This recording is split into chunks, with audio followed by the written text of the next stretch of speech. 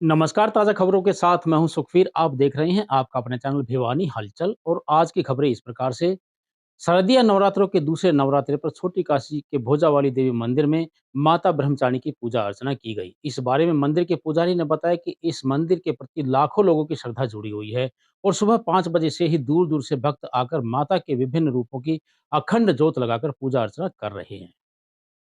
छोटी काशी के नाम से प्रसिद्ध शहर भिवानी में शारदीय नवरात्र के दूसरे दिन मां दुर्गा के स्वरूप ब्रह्मचारिणी देवी की पूजा अर्चना भक्तों द्वारा बड़े ही धूमधाम से की गई। वहीं इस अवसर पर माता भुजावाली में जोत लगाए आए श्रद्धालुओं ने कहा कि माता रानी सब पर कृपा करती हैं। उन्होंने बताया कि आज शारदीय नवरात्रों का दूसरा नवरात्र है और वे इस मंदिर में वर्षों से पूजा पाठ करने आते हैं और उनकी मनोकामनाएं भी पूर्ण होती है। मंदिर की खासियत यह है कि 9 के 9 दिन माता रूप बदलती है। वहीं सुरक्षा के लिए मंदिर के सामने तैनात किए गए पुलिस के जवान ने बताया कि नवरात्रि के मद्देनजर सुरक्षा व्यवस्था के पुख्ता इंतजाम किए गए हैं और हर पहलू पर नजर है ताकि कोई बाह्य हस्तक्षेप ना हो।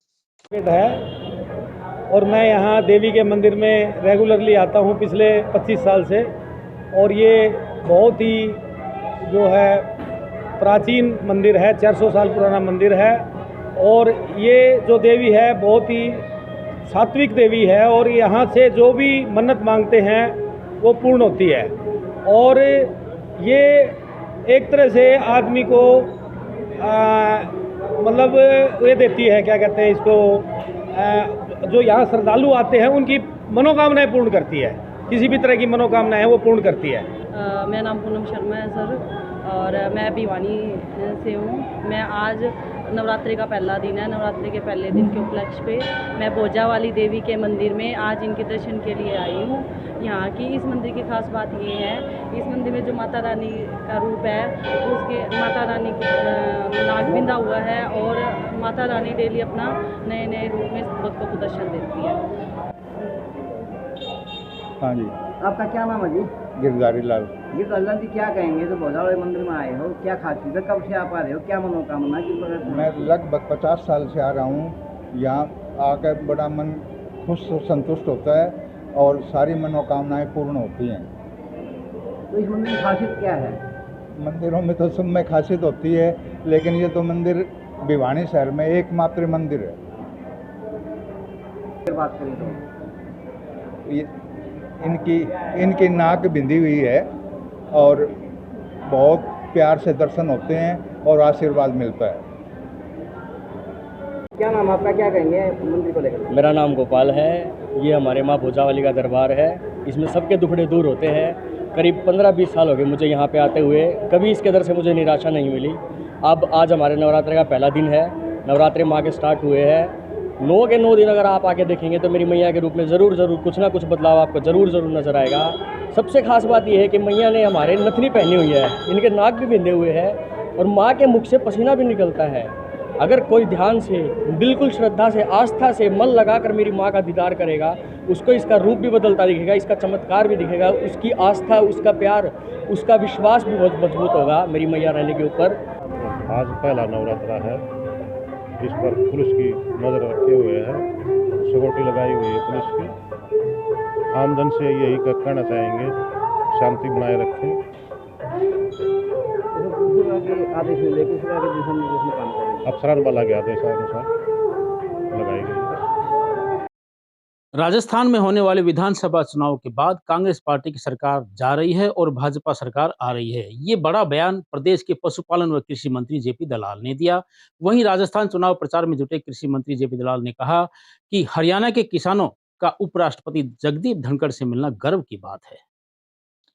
बता दें कि हरियाणा के पड़ोसी राज्य राजस्थान में विधानसभा चुनाव का बिगुल बज चुका है। ऐसे में अन्य नेताओं की तरह हरियाणा के कृषि मंत्री जेपी दलाल भी वहां अपनी भाजपा पार्टी के प्रचार में जुटे हैं। इसी बीच भिवानी आने पर उन्होंने मीडिया से मुखातिब होते हुए राजस्थान चुनाव के साथ हरियाणा के किसानों की उपराष्ट्रपति से उनके आवास पर मुलाकात व पराली जलाने को लेकर उठे सवालों व सियासत पर अपनी राय रखी। कृषि मंत्री जेपी दलाल ने सबसे पहले राजस्थान चुनाव को लेकर दावा किया कि राजस्थान में कांग्रेस जा रही है और भाजपा आ रही है। उन्होंने कहा कि पिछली बार कांग्रेस ने झूठे वादे कर सरकार बनाई, पर अब लोगों में भारी रोष है। राजस्थान के लोग भी चाहते हैं कि उनके यहाँ अन्य प्रदेशों की तरह मोदी नेतृत्व में डबल इंजन की सरकार बने। वहीं दिल्ली के उपराज्यपाल बीके सक्सेना द्वारा पंजाब व हरियाणा के मुख्यमंत्रियों को पराली जलाने की समस्या के समाधान को लिखे पत्र पर उन्होंने कहा कि हरियाणा में पराली जलाने की घटना अन्य प्रदेशों के मुकाबले बहुत कम है। उन्होंने कहा कि हरियाणा सरकार ने पराली प्रबंधन के लगातार प्रयास किए हैं।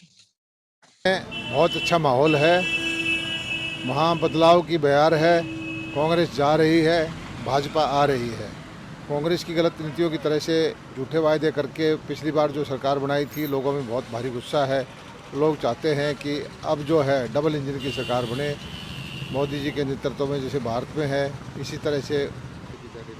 हरियाणा के किसानों का सौभाग्य है कि महामहिम उपराष्ट्रपति जी ने उनको निमंत्रण दिया और जो संसद का भ्रमण करवाया, बड़े प्यार से अपनी पत्नी के साथ बैठ करके, जैसे एक पड़ोसी किसान के साथ बात करता है, इस तरह से बातें की और बड़ा अच्छा भोजन कराया।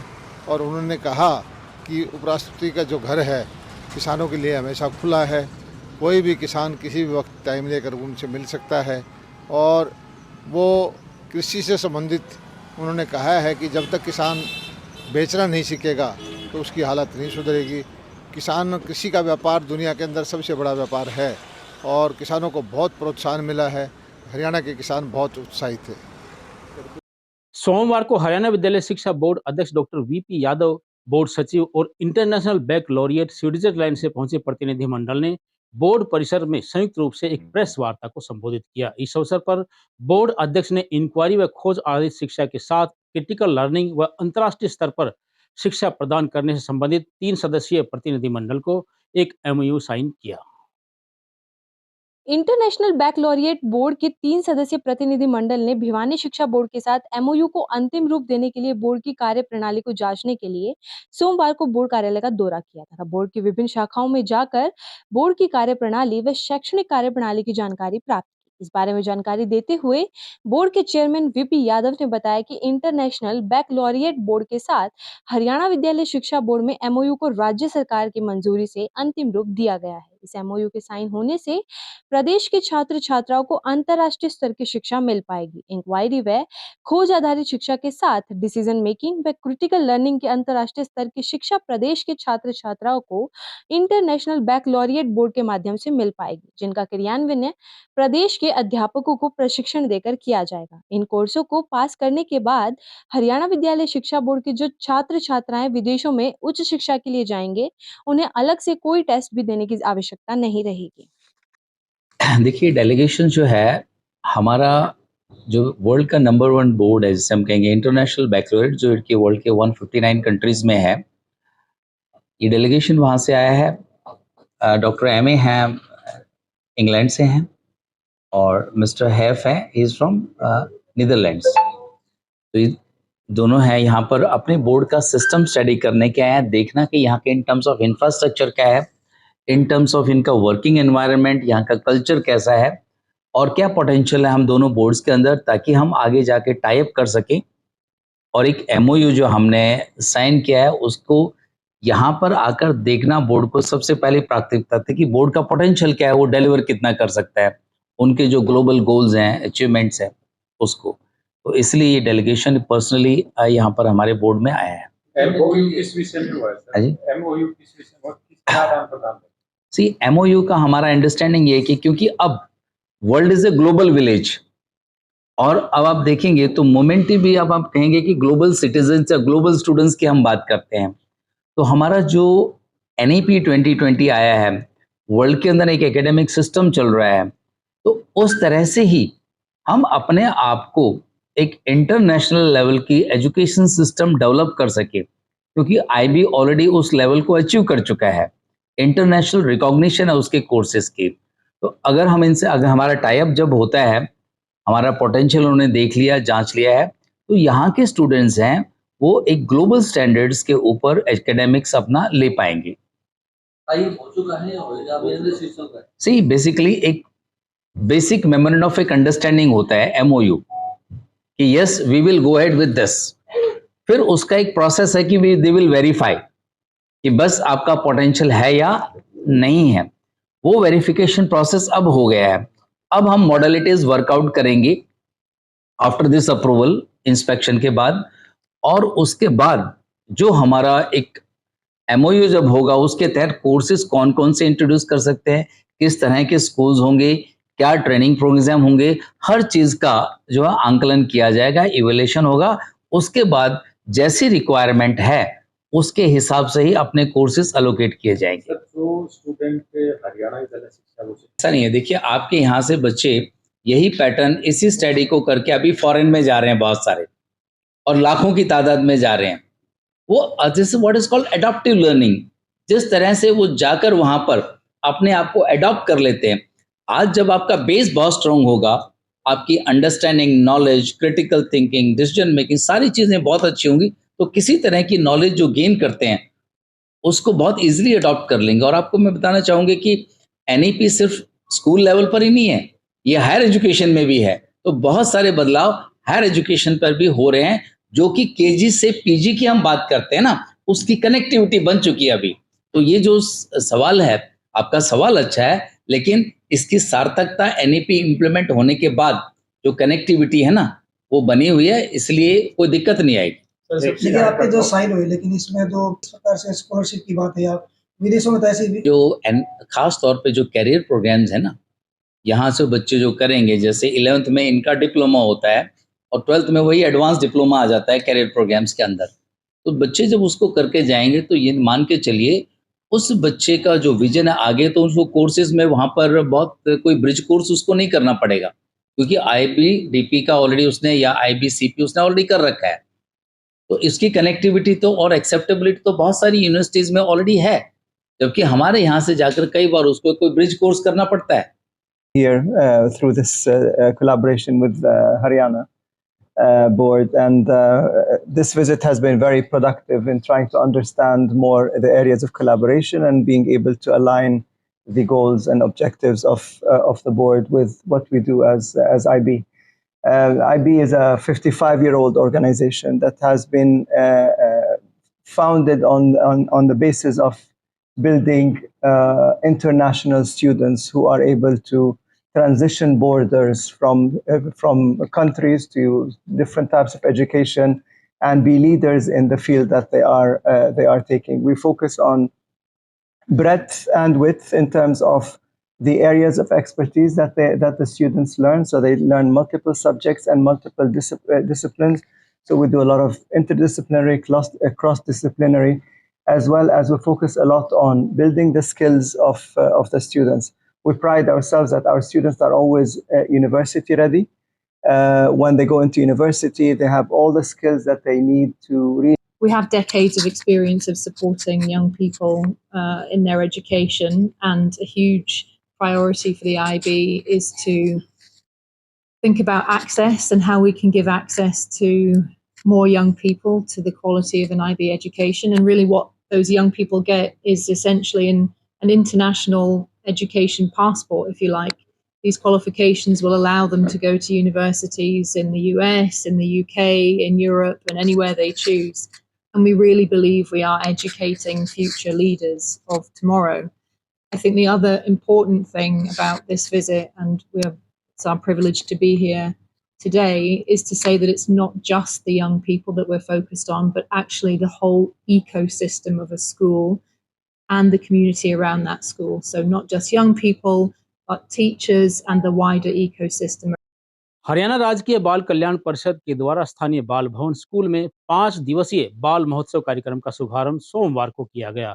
शुभारंभ अवसर पर उद्घाटन करने पहुंचे एसडीएम बाबूलाल करवा ने बताया कि महोत्सव के दौरान विभिन्न स्कूलों के बच्चों को अनेक रंगारंग प्रतियोगिताओं में भाग लेने का अवसर प्रदान किया जाए। बाल महोत्सव में एसडीएम दीपक बाबूलाल करवा ने बतौर मुख्य अतिथि शिरकत की। बाल महोत्सव में sketching, poster making, clay modelling, card making, candle head writing, थाली पूजन, कलश डेकोरेशन व ग्रुप डांस की प्रतियोगिताएं हुई। एसडीएम श्री करवा ने बच्चों द्वारा बनाई गई कलाकृतियों को बारीकी से देखा और बच्चों का हौसला बढ़ाया। एसडीएम श्री करवा ने कहा कि प्रतियोगिताओं से बच्चों में बौद्धिक विकास और कंपटीशन की भावना पैदा होती है। उन्होंने कहा कि सिर्फ प्रतियोगिता में हिस्सा लेना ही बहुत बड़ी बात नहीं होती। जिन बच्चों की पोजीशन नोटिफिकेशन नहीं आती, उन्हें भी हताश होने की जरूरत नहीं है। अगर कहीं कमी रहती है तो और प्रयास करें। उन्होंने कहा कि आने वाला कल और बेहतर होगा। इस दौरान कार्यक्रम के बारे में जानकारी देते हुए जिला बाल कल्याण अधिकारी ओम प्रकाश ने बताया कि बाल महोत्सव 20 अक्टूबर तक आयोजित होगा। इस बाल महोत्सव में अनेक प्रतियोगिताएं आयोजित की जाएंगी, जिसमें जिले के प्राइवेट व सरकारी स्कूलों के लगभग 1000 बच्चों ने भाग लिया है। साथ ही उन्होंने बताया कि जिला स्तर पर विजेता रहे बच्चे डिवीजन लेवल पर 26 अक्टूबर को रोहतक में हिस्सा लेंगे। कंपटीशन में भाग लिया है? मेरा नाम अंजलि है, मैं JIT सीनियर सेकेंडरी स्कूल से आई हूँ और मैंने कैलीग्राफी राइटिंग में कॉम्पिटिशन में लिया है। कैसा लगा यहाँ? बहुत अच्छा लगा। नेक्स्ट प्रकार की प्रतियोगिता होनी चाहिए, क्या फायदा होगा इससे बच्चों की राइटिंग में। मेरा नाम कुशल है, मैं आर्यन स्कूल से हूँ और हम यहाँ पे भिवानी बाल भवन में हमें बहुत अच्छा लग रहा है यहाँ पे आके, और ऐसे ही कॉम्पिटिशन्स और होने चाहिए ताकि हमारा टैलेंट आगे तक जाए। मेरा नाम शांभवी है, मैं आर्यन स्कूल से आई हूँ। यहाँ बाल भवन में कंपटीशन के लिए आई हूँ, तो मैं बस यहाँ आई हूँ कि मेरा छुपा हुनर दिखा सकूँ। तो बस मैं यहाँ खुश हूँ कि बस अच्छा हो जाए कंपटीशन। मेरा नाम तरुणा है, मैं आर्यन स्कूल से आई हूँ और हम आज बाल भवन में आए हैं अपने डांस के लिए। इधर डांस कंपटीशन है और हम उसमें अपना बेस्ट देना चाहते हैं और ट्रॉफी लेना चाहते हैं। मेरा नाम नेहा सोनी है, मैं यदुवंशी शिक्षा निकेतन ढानी माहू की छात्रा हूँ। मैं 11वीं कक्षा में पढ़ती हूँ और आज मुझे बाल महोत्सव में हिस्सा लेने का मौका मिला और मैं इस चीज से बहुत ही खुश हूँ कि हमें आगे बढ़ना चाहिए। हरियाणा राज्य बाल कल्याण परिषद के तत्वाधान में ये बाल महोत्सव पूरे हरियाणा में चल रहा है। माननीय उपायुक्त एवं प्रधान जिला बाल कल्याण परिषद श्री नरेश दरबार जी के दिशा निर्देश में भिवानी में भी आज से ये बाल महोत्सव की शुरुआत हुई है। बाल महोत्सव आज 16 तारीख से लेके 20 अक्टूबर तक जिला बाल कल्याण परिषद के अंतर्गत यहाँ चलाया जाएगा। सर, कितनी टीम में क्या प्रतियोगिताएं रखी गई हैं? इसमें टोटल 24 के करीब हमारी गतिविधियाँ रहेंगी, जिसमें डांस हो गया, क्ले मॉडलिंग हो गया, पोस्टर मेकिंग हो गया, स्केचिंग ऑन द स्पॉट हो गया, सोलो डांस हो गया। इस टाइप की विभिन्न गतिविधियाँ हैं जिसमें बच्चे बढ़ चढ़ कर भाग ले सकते हैं। करीब 600 बच्चे बाल महोत्सव में पार्टिसिपेट कर रहे हैं, जिसमें प्राइवेट और सरकारी स्कूल दोनों की काफ़ी अच्छी संख्या में प्रतिभागिता है। ये आज 16 तारीख से शुरुआत हुई है, 20 अक्टूबर को इसकी समाप्ति होगी जिला लेवल। बच्चों के लिए हमने रिफ्रेशमेंट की व्यवस्था की हुई है, किसी प्रकार की बच्चों को हमारी तरफ से कोई दिक्कत नहीं आने दी जाएगी। सोमवार को कांग्रेस पार्टी के दबंग नेता एवं महेंद्रगढ़ विधानसभा से विधायक रावदान सिंह 75 वर्षीय सरबती यादव को श्रद्धांजलि देने के लिए अपने पैतृक गांव पलादगढ़ पहुंचे। वहीं पत्रकारों से बातचीत करके उन्होंने कहा कि 5 राज्यों में होने वाले विधानसभा चुनाव में कांग्रेस पार्टी की ही सरकार आएगी। इस दौरान पत्रकारों से बातचीत करते हुए महेंद्रगढ़ विधायक दान सिंह ने कहा कि हरियाणा प्रदेश में ही नहीं बल्कि पूरे भारत में माहौल बदलता जा रहा है। भाजपा 10 वर्ष पहले सत्ता में आई थी और लोगों ने बड़ी उमंग के साथ मतदान किया था, लेकिन अब वह उमंग निराशा में बदल गई है और हरियाणा में यह निराशा 100% है। भारतीय जनता पार्टी के खिलाफ लोगों ने अब मोर्चा खोलना शुरू कर दिया है। उन्होंने कहा कि 5 राज्यों में अब चुनाव होने जा रहे हैं, जिसमें भारतीय जनता पार्टी का खाता तक नजर नहीं आएगा। लोगों को भारतीय जनता पार्टी की करनी और कथनी का इन चुनावों में पता चल जाएगा कि भाजपा की करनी और कथनी कैसी है। वहीं पत्रकारों के सवाल पर जवाब देते हुए रावदान सिंह ने कहा कि केवल प्रदेश में नहीं बल्कि पूरे भारत में अब राजनीतिक माहौल अलग तरीके से बनता जा रहा है। लोग बदलाव चाहते हैं और आने वाले समय में भाजपा को लोगों के आक्रोश का सामना करना पड़ेगा, क्योंकि जो वादा भारतीय जनता पार्टी के लोगों ने किया था उस पर कहीं पर भी भाजपा खरी नहीं उतरी है। क्या आगे कुछ रहेगा? भिवानी के आप प्रभारी भी हैं। देखिए, मैं समझता हूँ कि हरियाणा प्रदेश में नहीं, हिंदुस्तान में ही माहौल बदलता जा रहा है। हिंदुस्तान के अंदर जो भाजपा ने 10 साल पहले सत्ता हासिल की थी, उनके सौपन टूटते जा रहे हैं। जिस आशा अपेक्षा उमंग के साथ में लोगों ने मतदान किया था, वो सब निराशा में बदल चुकी है और हरियाणा तो 100% उसके ऊपर है। अभी 5 स्टेटों का चुनाव होने जा रहा है। इनके अंदर आप देखेंगे कि 5 स्टेटों के अंदर भाजपा का कहीं खाता खुलने का नाम नज़र नहीं आएगा और उस दिन इस देश की आम जनता को भी इस बात का एहसास हो जाएगा कि इनकी कथनी और करनी में बहुत बड़ा अंतर है और उसके बाद ये एक बहुत बड़ा बदलाव आपको देखने के लिए मिलेगा। तो अगर राजस्थान के पड़ोसी राज्य है आपका, उसमें किस प्रकार का बदलाव देख पा रहे हैं? राजस्थान के अंदर देखिए, अब तक ये रहता था पिछले 25 साल से कि हर 5 साल बाद सत्ता परिवर्तन दूसरी पार्टी का हो जाता था। अब पहली बार ऐसा है कि 25 साल बाद में सरकार के खिलाफ कोई एंटी इनकम्बेंसी देखने के लिए नहीं मिल रही, बल्कि अशोक जी ने जो लोग हित के लिए जितनी भी योजनाएं दी हैं उनका बहुत लोगों के ऊपर असर है, और उसका न केवल राजस्थान में बल्कि दूसरे प्रदेशों में भी उसका अनुसरण किया जा रहा है। तो कांग्रेस की अगर तालमेल की बात की जाए हरियाणा प्रदेश में, किस प्रकार से आप खड़ा पाओगे? देखिए, कांग्रेस का तो अकेली कांग्रेस इतनी बड़ी ताकत है हरियाणा के अंदर, और 100% बड़े भारी बहुमत के साथ में सरकार बनाएगी। तो मुख्यमंत्री का चेहरा कौन रहेगा इसमें? देखिए, चेहरा तो ये हाईकमांड का काम है और विधायकों का काम है। बाकी जो भूपेंद्र सिंह हुड्डा विपक्ष आपके समक्ष के माध्यम से पूरे प्रदेश के अंदर जिस तरह से कांग्रेस की ताकत को बढ़ाते रहे हैं, वो आज भी बढ़ा रहे हैं। तो दान सिंह चुनाव जो लोकसभा के लड़ेंगे, विधानसभा के दोनों? चौधरी बंसीलाल सामान्य अस्पताल में आउटसोर्सिंग पर लगे कर्मचारियों ने वेतन बढ़ाने, कर्मचारियों को पक्का करने इत्यादि विभिन्न मांगों को लेकर अस्पताल परिसर में प्रदर्शन किया। सोमवार को किए गए प्रदर्शन के बाद कर्मचारी नेताओं ने अपनी मांगों से संबंधित एक ज्ञापन सीएमओ डॉक्टर रघुवीर शांडिल्य को।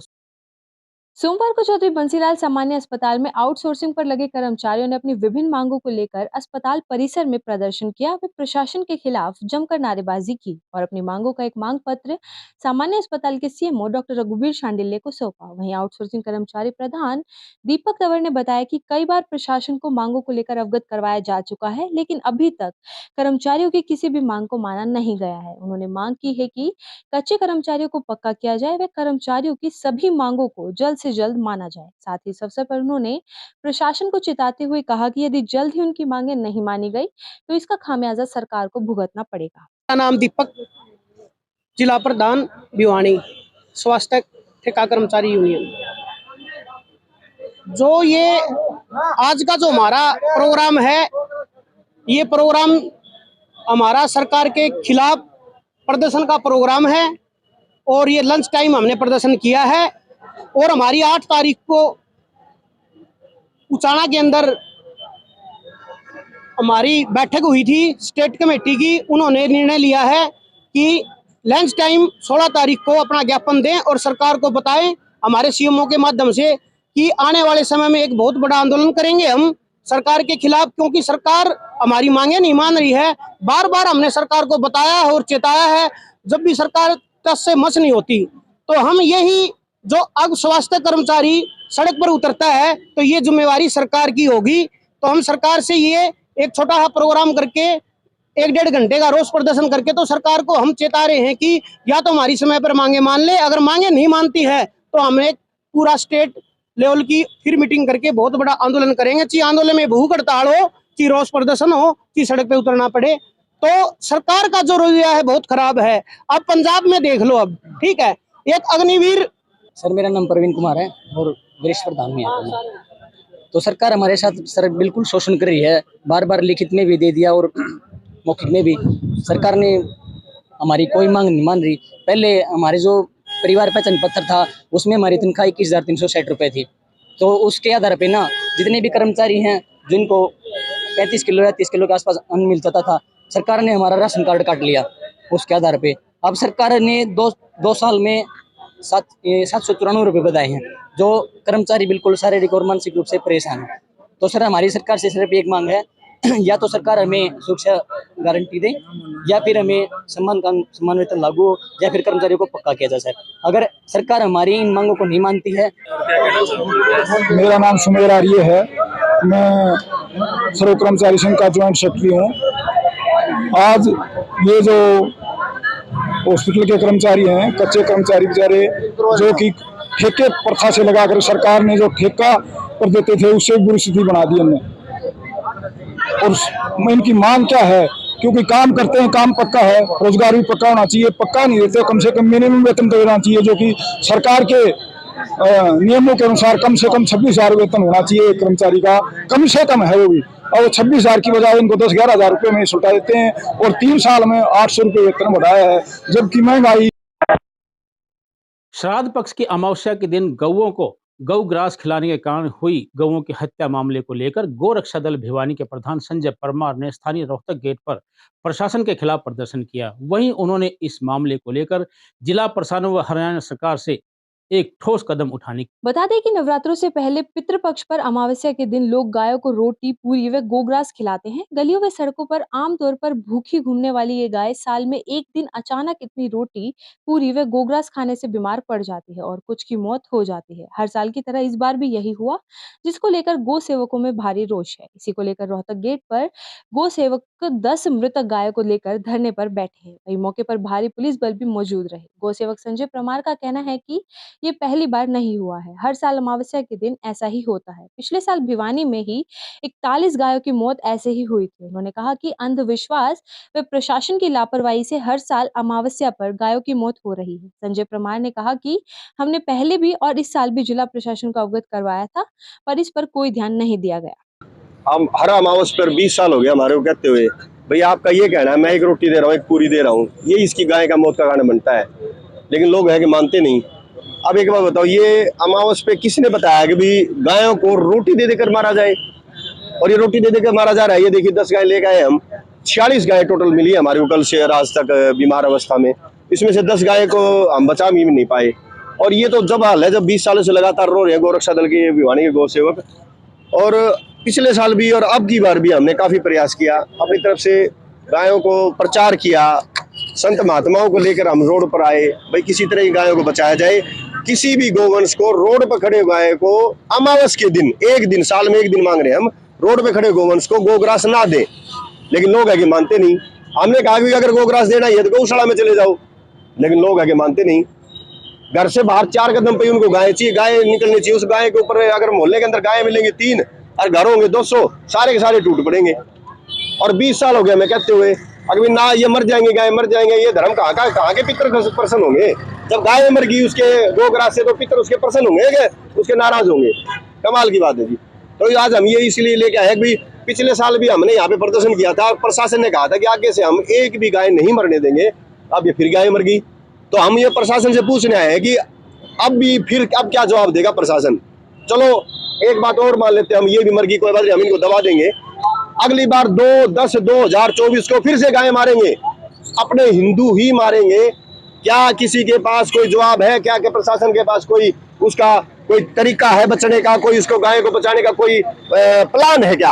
वो प्लान पूछने आए हम अब की बार बैठे हैं, प्लान बता दो। चलो कोई बात नहीं, हम मिट्टी डाल देते हैं पुरानी बातों पे। 2024 को फिर से गाय मरेंगी, मैं 1 साल पहले बता रहा हूँ। अंधविश्वास और एक दकियानुसी सोच, जिंदगी भर में गाय को मानू नहीं। गाय घर पे आए तो रोड पे आए तो घर के आगे आए तो डंडा मारूं, और सारे साल को गाय को पूछूं नहीं। कूड़ा करपटे गाय खा रही है कीड़, वहां पे उसको गाय को मानू नहीं, और 1 साल के आखिरी दिन में गाय का धर्मात्मा बन जाता हूँ। ये हिंदुओं को एक बड़ी भारी। आज की खबरों में बस इतना ही। अब मुझे दीजिए इजाजत। देखते रहिए आपका अपने चैनल भिवानी हलचल।